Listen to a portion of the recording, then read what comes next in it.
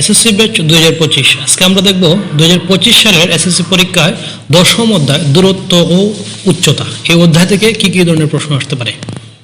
এখানে আমি কিছু ক্যাটাগরির প্রশ্ন কালেক্ট করেছি। আশা করি এগুলো ভালোভাবে প্র্যাকটিস করলে 2025 সালে এসএসসি পরীক্ষায় একটা প্রশ্ন এই অধ্যায় থেকে কমন থাকবে। ধন্যবাদ সবাইকে।